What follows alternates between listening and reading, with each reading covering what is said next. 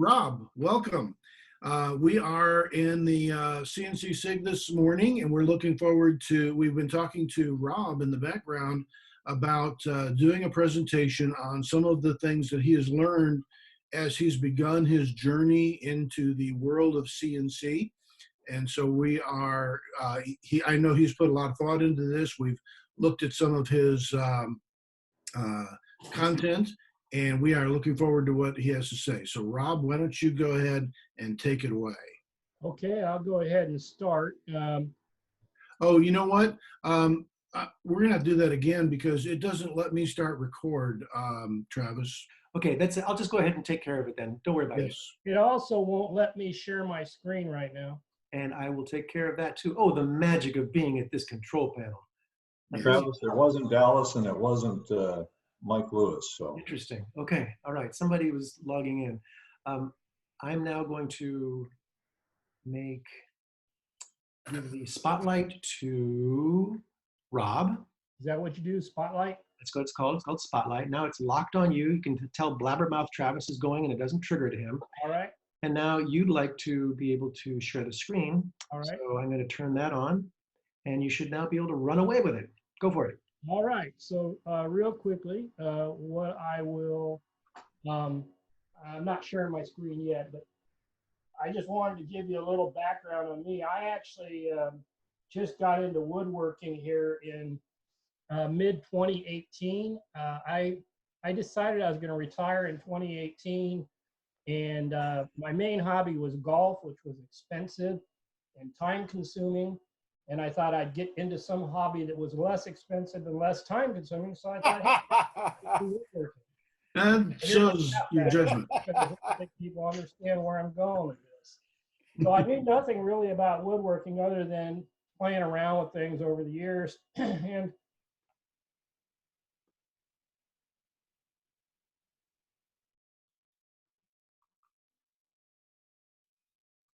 Travis, you muted Rob, I believe. okay, so what everybody does is they try, what I do is I jump into YouTube and figure out what's the right way to do things. So when you jump into that, what do you see, everybody? A lot of YouTubes with a lot of nice equipment and sponsorships that you don't realize are sponsorships at first and so forth. So I started equipping my shop. And after I started equipping my shop, I soon realized I needed to go back to work to afford my woodworking habit. It's more expensive than golf. And so I started building my shop with what I'll call traditional woodworking tools, not hand tools, but because I'm not a hand tool guy yet, but power tools. Can you see my screen here? My saw? Okay. All right, so I started out with a little portable saw, a DeWalt, and I said, well, that's not good enough. I need something that won't let me chop off my fingers. So I immediately bought a saw stop. And then from there, I decided that I'm not sure how come my photo's not moving here, but so from there I started buying additional tools like a band saw, and then it's not letting me scroll here. And band saw, you can see I got that. Then I got, the sliding miter saw, and then I got the dust vacuum cleaner from Harbor Freight. And then I got the router table. And pretty soon I said, well, I really need something to mill this wood. And I had a little tiny 6-inch planer. I said, that's not big enough. I did the Tim Allen, whoa, whoa, whoa. And this was being shown on one of the shows. So I went and bought this Felder hammer joiner planer combo. And then I bought, well, I don't like sanding very much, so I'll buy this drum sander. And then I said, well, now I'm getting my lungs full with dust, so I'll buy an air filter. And so now I've got my first project I can build, which is this Steve Ramsey. We're working for Mere Mortals. If any of you looked at his stuff, is BMW's basic mobile workstation, because I didn't want to spend $2,000 on a Rubio workbench or something. So I'm feeling pretty good now. And then I bought the drill, obviously. I'm feeling pretty good. I'm pretty well equipped right now, and I'm feeling like I'm on top of the world, starting to learn how to do some stuff. Haven't cut off my fingers yet. I'm working to afford the equipment, and I'm trying to buy nice equipment. And then I go to this San Diego member shop digital SIG thing that somebody puts on. And what are all these people talking about? All these freaking digital tools that I never heard about. So I never heard of a CNC and a 3D printer and all these other things. So now I have them all. All right. So I went out and I started exploring the world of CNC, and that would have been probably mid 2019 by the time I started getting into the understanding what a digital tool was. So I explored a lot, talked to people like Howard Baum and Lou Adzema and Ian Martin and several others to try to get a feel for what they thought was good. I talked to Alan there about lasers. He was a lot of help. And so I was trying to learn what all this digital tool things were, and I finally decided that the one that I probably use the most would be a CNC if I could do that. So I explored that world, and then I decided to go ahead and get my Laguna CNC, and that would have been, I bought that in November of 2019. Holy mackerel. So I bought that in November 2019, and then I was afraid of it, of course, because it had a 3 horsepower super duper spindle and all this other stuff. And I'm sure I could cut my fingers off on that somehow, because it even shows on that picture you see up there. It says, watch your fingers. So I started trying to figure out how to use it. And my first project on that, I'll show you a little bit later, was these some stuff for Christmas. It was a little server tray, which Gary's shown off. I made some for the shop. I just recently made some more. So that's when I started in, and I was going to these meetings, and so that's some more stuff in the shop. That's to help me as an old man move stuff around. So I was trying to figure out what I could do for the shop, because I was excited for all the work that Travis and Gary and Dallas and everybody was doing. I feel a little guilty. So I started asking, what can I do? Because I work and I can't really afford to put in the time you retired guys do, because I know you got all the time in the world to play around. Actually, I knew they had to be busy. And so I said, what could I do? But I really couldn't do things because I was working. And they were talking about this holiday gift thing. And so I said, hey, you know, I'm willing to try something with that. And I've got this CNC I've been wanting to use. And I should have known better, because as soon as I did that, I get a picture here. Let's see if I can figure out how to share a different. So unshare the current screen, Rob, and then share screen, and then you choose the new app to. So what do you see now? Do you see Yep, sure do. Huh? We see it now. See a cheese board? Yes. All right. So I'm sitting at home and I get a picture. I get an email from none other than Pins, meaning Gary Anderson, right? And he says, hey, Rob, this is something I've always thought would sell well at the holiday sale. What do you think? Think you could take this on? And I hemmed and hawed, and I think Travis gave a little prod. Yeah, I don't think you're a woodworker enough to do that, Rob. So I said, well, he's not kidding, guys. I was teasing you, but yes. So I said, well, let me see what I can look at. And I hadn't really done anything except those server trays up until now. So I'm going, it looks kind of complicated. And Travis says, it looks real complicated. So I decided to take it on. So so that was the picture that basically Gary sent me. And I started diving into a whole bunch of YouTube videos again and everything on how do you go about this. And so my first effort was to start doing this this tracing, bitmap tracing. I'll talk about it in a second. And then the next thing I get another email, and Gary basically says, well, if you're not up to that task, maybe you can make me some of these banks. Peggy thinks they're awesome and they'd sell well. So I said, well, okay, well, let me work on the cheese board and the bank on the side. And so I started learning how to bitmap trace, and here was my first bank. It was the easiest thing for me to put together at first. And as we were looking at the banks, we basically, Gary and I, we said, what's the best way to do that? Because, you know, I'm looking at those pictures that you gave me, and they actually look kind of cheesy. If you look at this, they've got these screws in there. That doesn't look very professional. How about I make it so the window's on the inside, And instead, and we'll make a little coin drop in the bottom because I wasn't sure how they got the money out with the banks. And so I made this version, and then we show it, and I think it was Mary or Marty, I'm not sure, one of the ladies in the group, we were showing this at the holiday show, and they said, yeah, we have some of those banks for my kids. They're pretty popular, but you know, those screws are so you can get the money out easy. And I kind of scratched my head and said, no, I didn't realize that. So then we showed them to Peggy, and Peggy says, well, how do you get the money out? And then I showed it to my daughter, and they said, how do you get the money out? So we realized how much smarter the ladies were than we were. And so the next designs, then we actually, I'll show you in a minute, actually have the screws on the outside and the pocket on the outside, which are these versions. You've probably seen them. So these versions here are ones that I cut out, but Peggy painted up because she's got a lot more artistic talent there. And they have just to clarify, this is the recessed version. This isn't the screwed version, right?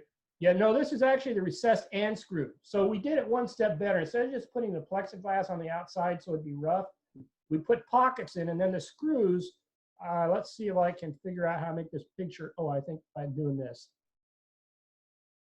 Yeah, where are those screws? So you can't see them right now, but yeah, you can right there. You see that black right there? Oh, yeah, yeah. Blending in? That's a black screw that holds the plexiglass in there. Oh, well done. So there's 4 screws, one on each, top, bottom, sides. And then the plexiglass fits in this pocket, and the screws then are just on the outside, so you don't have a ridge of plexiglass. That's nicely camouflaged. So yeah, she did a good job with that painting. So that's how those get put in there. So that's the banks that we went to doing. So as we went through this process, I'm not sure where we're at here. If I can zoom back down, I learned a lot of different things about V-carve inlay. So there's an example of, in the cheese board, you have a inlay that you put in there. And so Travis, I was picking that up on YouTube, and then Travis sent me a 3-2-1 inlay presentation that Howard provided. Was that Howard Baum? Who provided that? It was Howard. So on how to do inlays, which was helpful. And then, so I started into designing the cheese board on, I'm using V-Carve Pro because the machine I bought came with that. And I started into designing it. And then, of course, I started getting these errors and stuff that I couldn't figure. So I started reaching out to the shop people to try to figure out what's causing the error, so forth. Another thing you might pick up on this design, let me try to blow it up just a little bit, that I was struggling with when I was doing it, is because I did that bitmap tracing, I don't know if it's as obvious on here, and I don't know how to move my screen around as well, but let me see if I can move it over here. I just moved it off the screen, right? We still see it. All right. You still see it? Yep. All right. So you still see that picture, right? Now we're looking at a Windows Explorer series of pictures. I figured that, so that's why I'm going to change screens again here. I put it to a bigger screen to make it easier for me to see showing you. So do you see that drawing again with error and everything? Now we do, yes. All right, so I started putting this together, and one was how do you put the handles on and so forth. And look at this. See how this is all lopsided and stuff here? This is not symmetrical. I started struggling with, why is that? I copied the darn picture, and I realized that if you go back and you look at the original picture, it was an angled picture. It was a picture. It was a picturesque picture. So it wasn't a flat, dead-on orthographic picture. So when I copied it, the angles came out with it. So one side was bigger than the other, and this little thing here was lopsided where the inlay was going. The hot dog thing looked okay. So I started trying to figure out what I needed to do, and after looking at more videos and so stuff, the concept of symmetry, and on the YouTube video started coming about. And you can kind of see the lack of symmetry on this one here if I blow it up a little bit. You can see how this side, the bottom, is much smaller than the top. A little of the bit. handle. Yes, we can see that. And so that symmetry, when I showed how it would cut, it was going to cut just like that. So one side was going to be different than the other. So after watching a bunch of YouTube videos, I decided what's going on, and I learned the concept of when you're doing V-carve, you only, or other stuff, what you do is you copy, you make one half of the drawing, and then you make one half of the drawing, and then you just mirror it to the other half, and now you've got perfect symmetry across it. So I started doing that on my projects, and it started working out much better on this and the banks and some other things. So it was something I learned about using symmetry and mirroring techniques that make your life much better when you're trying to produce something that's got symmetry. Rob, can I ask, when you traced the image you had, which was not square on, but was askew, and you therefore ended up with a lopsided, let's call it the shape of the eye, that is the dark portion of your cutting board. Did you then just go ahead and draw new lines? So you just designed a complete one half from scratch, maybe using the tracing as a guide, but no more than that? Correct. That's exactly right. I used the tracing as a guide, but then I made sure on the top and the bottom there was symmetry. So I started basically with the top, let me say the top right quarter of the drawing, and then I mirrored it down to the bottom right corner. So that was my first mirroring. And then I took the whole right side and mirrored it to the left side. Got it. And that was the outside part of it. That's how I did the outside of the board. Got that right. And then I did a similar thing with the actual inlay, the eye part you talked about.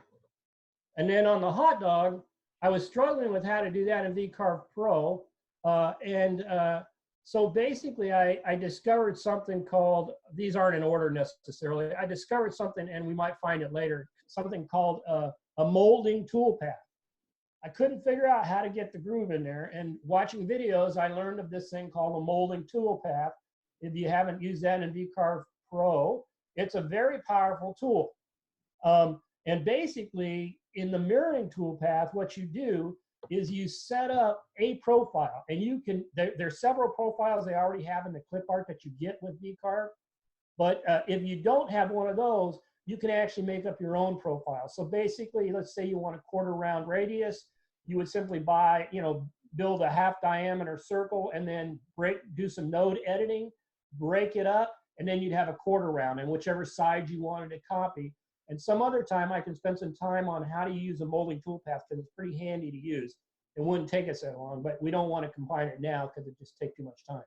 But later I could show you how to use that molding toolpath, which is very versatile. And which aspect of this project are you addressing with the molding? Just hot dog.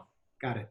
You're talking about the inner round on the hot dog. Yeah, how do you get that concave in there? Got it. Now, it was a little more than that molding toolpath could handle. It also would handle like the round over on the corners if you wanted to. Yes. You didn't want to use a bit, if you just kind of wanted to use carving, it could do that.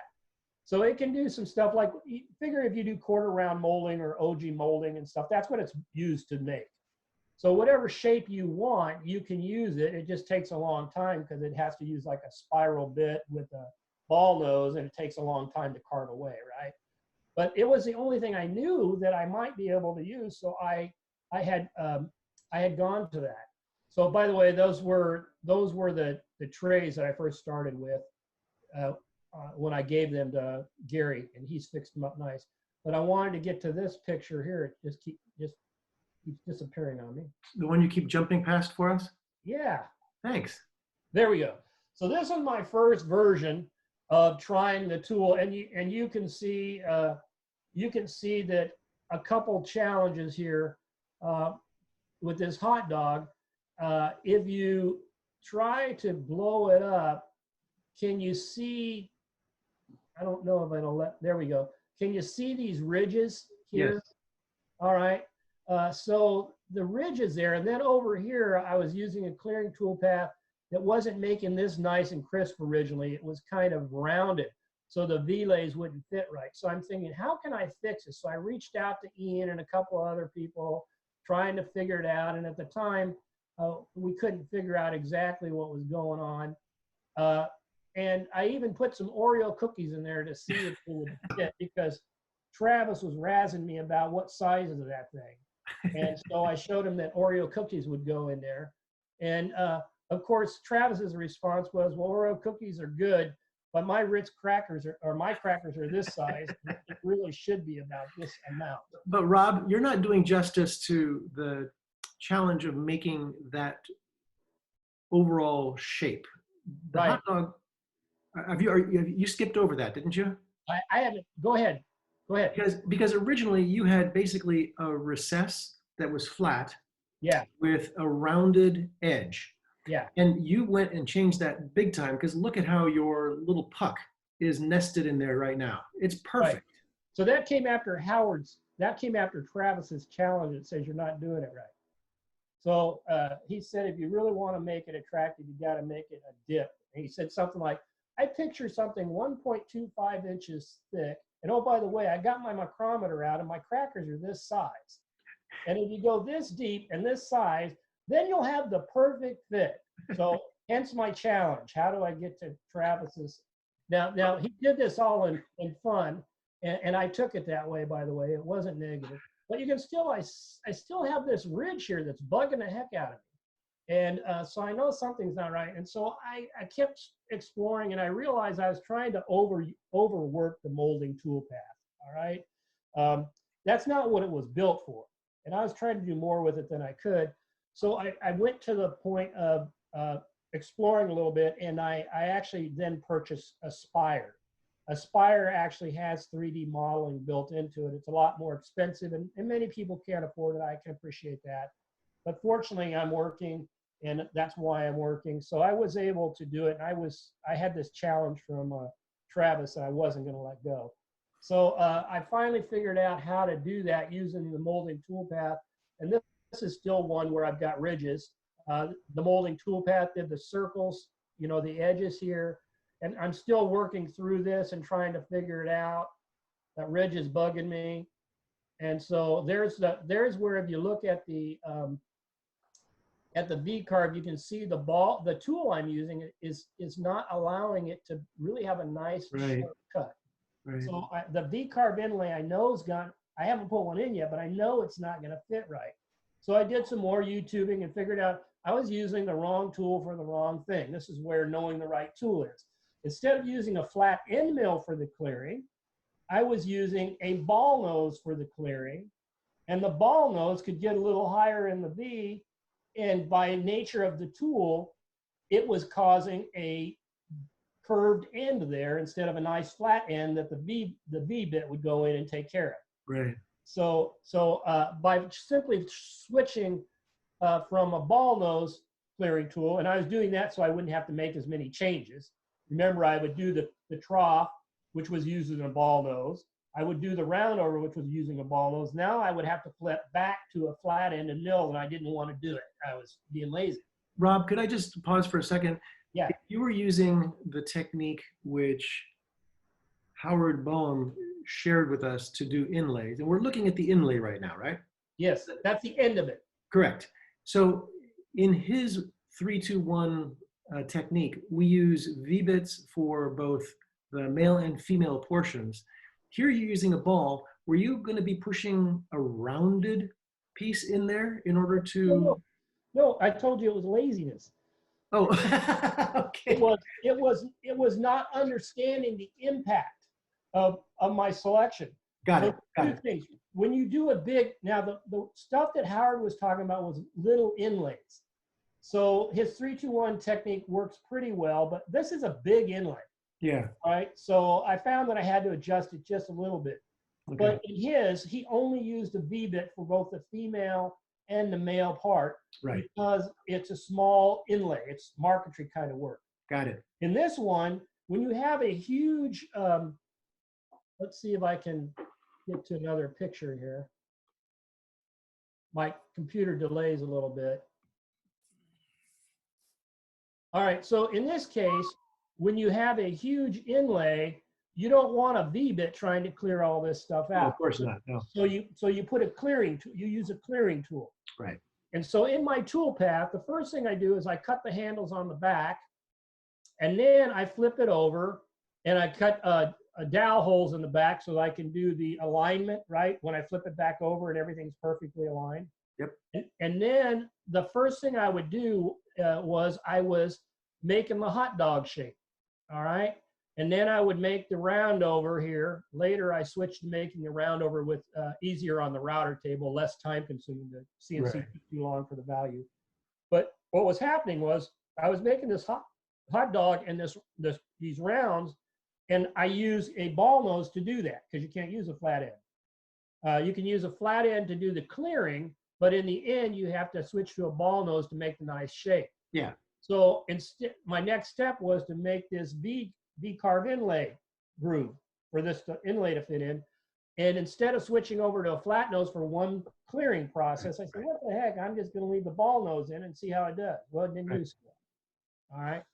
So this is the end result. Now, this is actually a little later after I use the spire and I get the carving down. You can see that this was my first attempt at making a real one. And after talking with Gary, I was trying to figure out how do I connect these handles? Because originally you saw the first ones had the tenon all the way across. Yeah. I figured that's going to be harder to cut those tenons on the handles if they're all the way across. So we said, hey, if I just made them like 2 inches and a ½ inch out and a ½ inch thick, that'd be plenty of glue space. Let's go ahead and do that technique. And so that's what we did. And so that was the first version. This one, this is how it glued up. You can see I'm gluing on the handles. I went to a friend of mine that knew how to turn because I wasn't patient enough to wait to get somebody from the shop to do it. Now, in the future, Mark Gear is going to do them for us. But at the time, I wanted to get this done, especially since my daughter, when she came out and saw what I was doing, said, hey, tomorrow's Mother's Day. Can I give that to my mother-in-law for Mother's Day?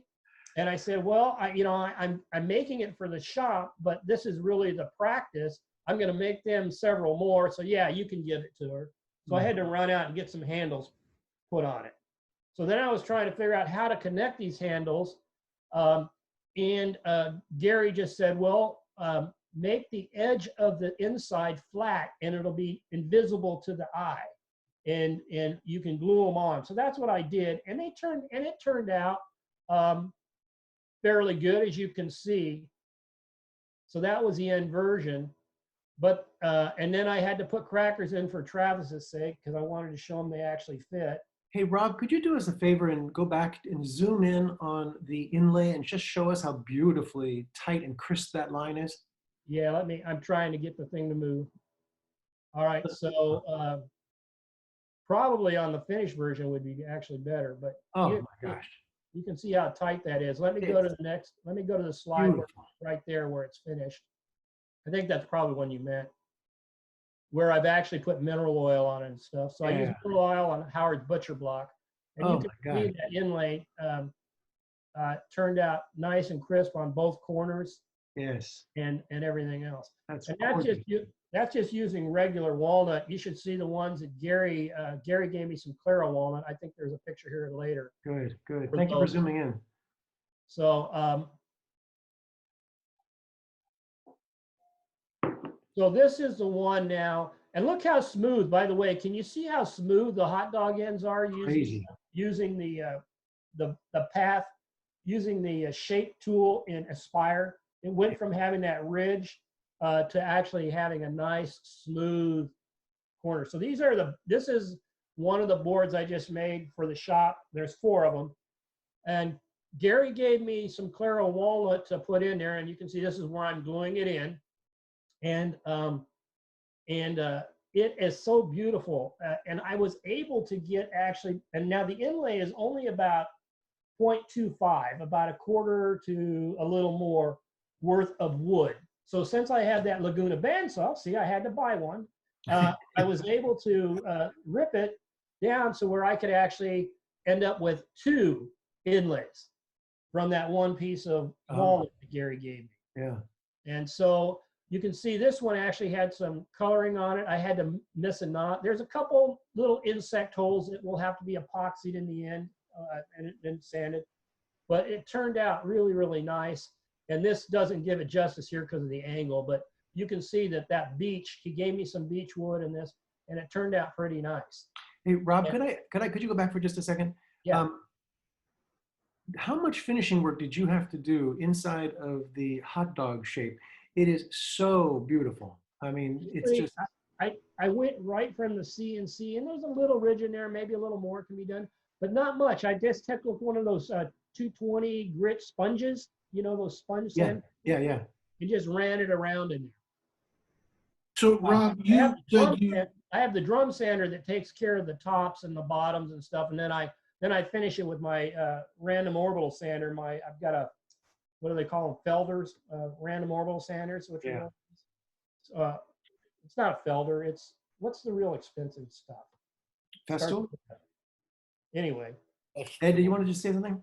the yeah, I green was going to stuff, ask Rob, you mentioned that you used a shaper tool in Aspire to get that shape. Are you talking, is that a V groove bit, or what did you? No, good question. This is 2 bits. The first bit is just a 1/4-inch end mill for getting it close. They Right. call that the roughing out.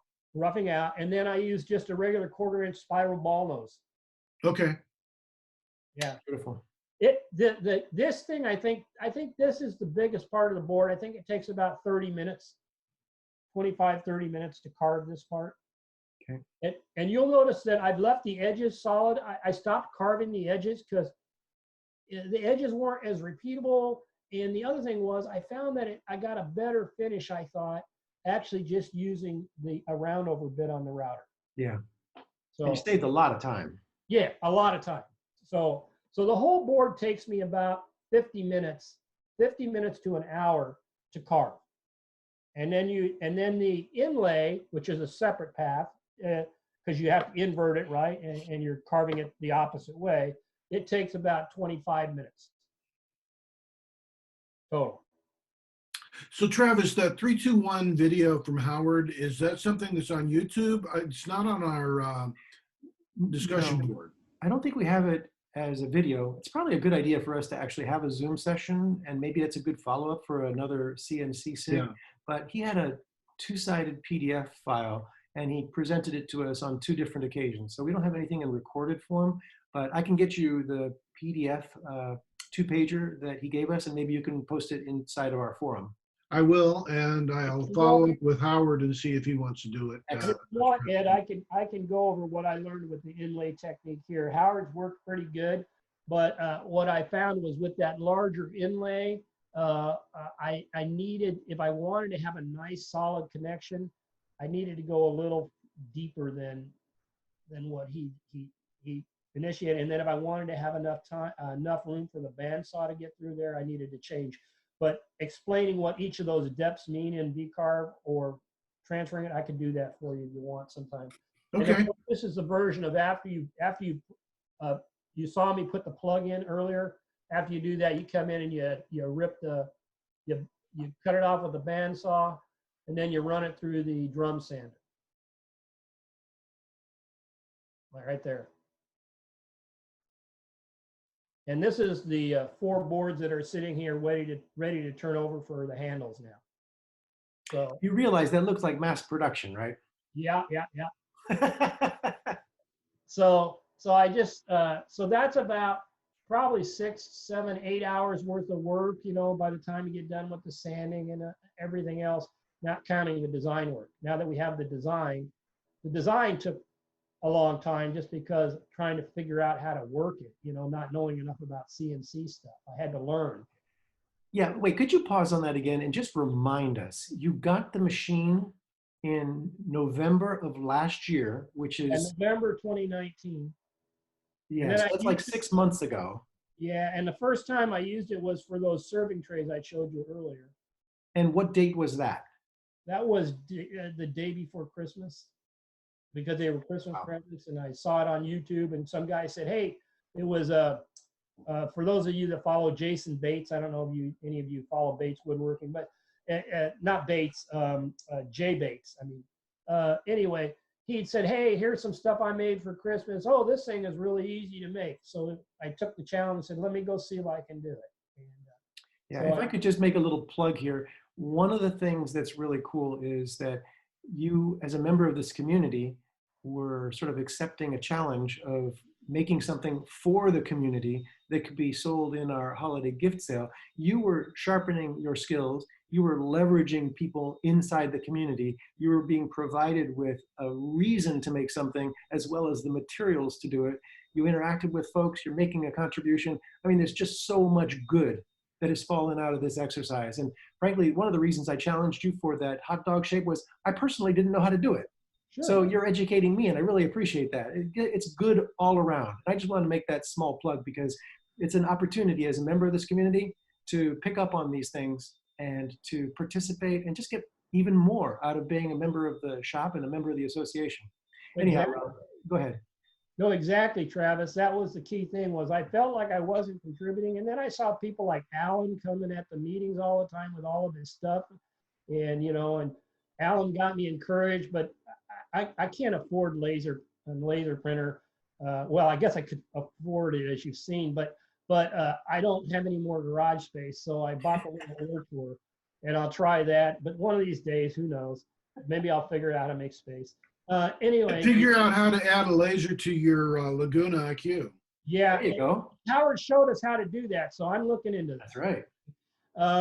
And if I really need it, Howard lives in Fallbrook. I'll come knock on his door. I live in Temecula. I used to live in Fallbrook. So anyway, so these are the ones that were produced now. And by the way, as I made my journey, one of the things I thought I would talk about is some of the things that I learned along the journey. So one of them was there's no replacement for taking the time to plan out correctly. I would want to jump in, right? I want to make something. I want to make sawdust. And I would jump in without actually having a plan. So you really need to have the product design down. And even though V-carb would tell me I was going to have that little ridge and things would look lopsided, I said, well, maybe it'll turn out different when I get it on the CNC. Guess what? It doesn't turn out different. Well, if it turns out different, it only turns out worse, not better. So making sure you look at the plan and say, that's what it really looks like. That was one of my things I learned. You really need to do that, and you need to do a lot of thinking. I gave you the story about the kids' banks and the product design. I thought I had that nailed, and with the coin slot in the bottom, which I still need to make a plug for Gary on the one bank that I showed you because it doesn't have a plug. So I thought I had that nailed. I think Gary thought we had it nailed in by making it look more impressive with the windows on the inside, and you know. And then the ladies came along and said, your product design is flawed because you can't get the money out, and I'm not going to have my kids try to take a silver knife or something up there and prod the money out. You need to have it easy. So we did. I also found out it was easier to manufacture. It looks better with our little pocket than the other ones, but it was easier to manufacture because when I was trying to glue the window in, guess what? That silicone stuff is messy. And it wanted to get all over the window, and it was hard to clean off. So in the end, it was more productive and a better product for the end. By listening to the ladies, we got there eventually. Well, and the other piece of that was we had to figure out how to finish it after it was all sealed up, which is a problem too. So it is a better mousetrap. Yep, several things. So thinking out the product design. Another one is you got to know your limitations. Sometimes I would spend hours and hours beating my head against the wall. And I finally realized I was up against a limitation. I hate to give up on anything, but an example of that is going from the V-carb Pro software to the Aspire. I spent probably 2 or 3 days, maybe 8-10 hours trying to figure out how to make that work. I said, well, let me go try Aspire. It's got a 30-day money-back guarantee. If it doesn't work, then within an hour and a half, it was working. So it made a big difference. Rob, Just for clarification, the difference between VCarve Pro and Aspire is basically the difference between 2.5D and 3D. Is that what I'm understanding? Well, it's actually the difference between 2D and 3D. What you get in VCarve Pro is you can get to see a model and you can import a model and so forth, and you can manipulate where it goes in the product, but you can't create a model. And so the thing is that there's a whole set of design tools in Aspire that are not in VCarve Pro. So all you get to see is I'll call it the primitive 3D tools. So you can carve it in VCarve Pro if you have a model, but the ability to create a shape, a concave, or a rise or something else, you can't do that in VCarve Pro. So you can kind of do it with that molding toolpath, like I said. But that molding toolpath wasn't made to make a 3D model. It was made to make molding. So that's a big difference. That and a big price tag. But the nice thing about it is it's not subscription. You own it, right? So you got to know your limitations, and there's no experience for having the right tools or right software. Don't get disappointed. This is why I showed this thing. Don't let yourself get upset, because I would allow myself to once in a while. I get in a hurry and I wouldn't think through things, and then I'd goof up and I just ruined my CNC, you know. I really didn't, but I thought by marking up my spoiler board, I really screwed up. You can see where I did this, and in another time I actually broke a bit because I cut into this aluminum that I wasn't expecting, the aluminum track here. How does that happen? Anybody figure that one out real quick? You don't zero your bit after you change it, okay? Oh, yeah. Or in this case, I was trying to do something fancy and change my routine, and I zeroed off of the machine bed so I wouldn't scar it up instead of the surface of the tool. And then I turned around and ran it like I had zeroed off the surface of the tool. So it went right into the bed.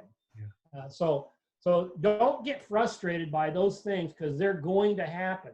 That's what I've learned is in your learning process, you're going to find things that happen. Here's just another picture. These are the latest ones that I'm going to be delivering to Gary today. So these are 3 more serving trays, Gary, from what you gave me with that Sapelli. And you can see the boards behind them. I just went and took a picture real quick this morning.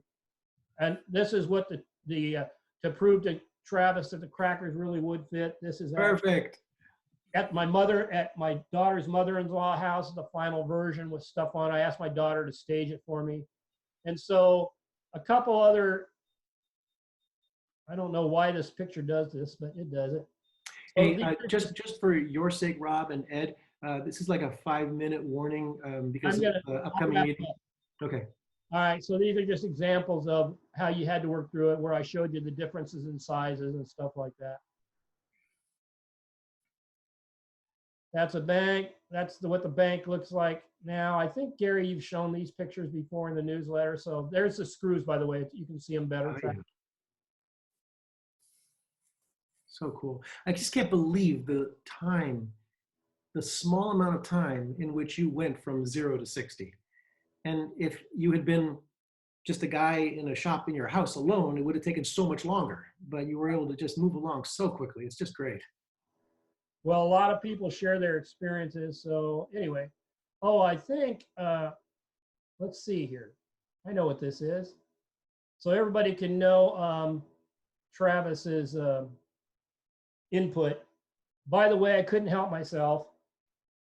I measured the diameters of the crackers. Supporting the bottom third of the curve would allow for a shallower cut. The size crackers we most often buy in my house are 1.75 inches in diameter.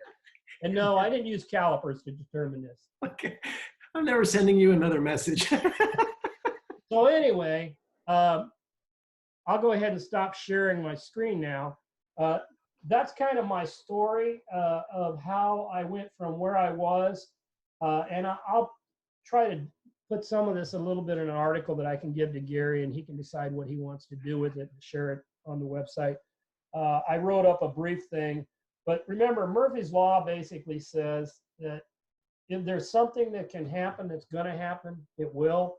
And so the thing that I had to keep remembering is when things didn't go quite the way I wanted them to, that meant I reached out to the community, which was all of you folks, as well as YouTube, and just started exploring. Now, I am, from my background, I'm a nuclear guy. So I was in the nuclear Navy, left there, and I was at San Onofre for 30 years. And so I wasn't an engineer. I was an operator, and I was a training guy. And so I learned a lot about fundamentals and physics and those kinds of things, just like engineers do in their schooling. And so I know a lot about how things are supposed to be put together, but not always how to put them together. And so that helps is when I see a challenge, I go back to the basics of how is this supposed to work and think through it in my head about how that would work. So that's kind of where I got to, took on the challenge. And that's the thing that I would say to everybody on here is Gary and Travis and the whole association, Alan's doing a lot of stuff. Some of the rest of you are doing a lot of stuff. But the real thing is we can all help if we can take on some of these challenges. And now that I put these CNC files up on the digital library where Travis told me to, and anybody with a CNC, it doesn't have to be a Laguna or a Maverick like Lou's got or anything else, a Shapeoko, anything. These CNC files are up there, and if you have V-carb, you can do it. Or if you don't want to do it in V-carb because you don't have that and you don't want to spend that money, I can put up DXF files or SVG files or something that would allow people to do these kind of projects right at home. And the more of us that do 1 or 2 banks or 3 banks at a time, not only do we learn, but we build the inventory for the group and take on new challenges, and you can see how it was done. I can give instructions. And the banks really are pretty quick. They're small, and they only take probably about a half hour to actually cut out, maybe even less. What takes the time with the banks is basically the sanding and the and then gluing the two together and get it ready for somebody else to paint. Or if you're somebody that's talented, that with paint and stuff, you could go ahead and paint everything up yourself. I was fortunate enough that Peggy kind of wanted to paint them. So I just handed them over. Right. And when she said she would, I said, you betcha. Right. So that's all I have to say. Well, hopefully it's helpful. Hey, Ed. Rob, but we would like to just tell you that we appreciate you stepping up to share your experience. I know I learned a lot from it, and I'm sure everybody else did too. So we'll be posting this, and I'm sure a lot of people will come up and follow it. We had at least 23 participants, I noticed, at one point. So very good presentation. Thank you very much. Yeah, and we'll be following up, I suspect with upcoming events. We don't necessarily know how often we do these things, but Ed, as we go forward, we can count on another CNC SIG at some point, right? Absolutely. We'll try to get it to a regular schedule. That'd be great. Everybody, we're going to have to end this just due to the fact we have another meeting right after this. I would really encourage anybody who's a member of the shop or just curious about the shop's plans to just jump off this, go get the link to the next meeting, which starts in less than 10 minutes, and just hear what the plans are. Dallas will be presenting along with Gary and others. So Ed, amazing start to this process. And Rob, thank you so much for that excellent presentation, sharing your experience. That was really great. My pleasure. Talk to you guys soon. Thanks, guys. Good job, Rob. Bye.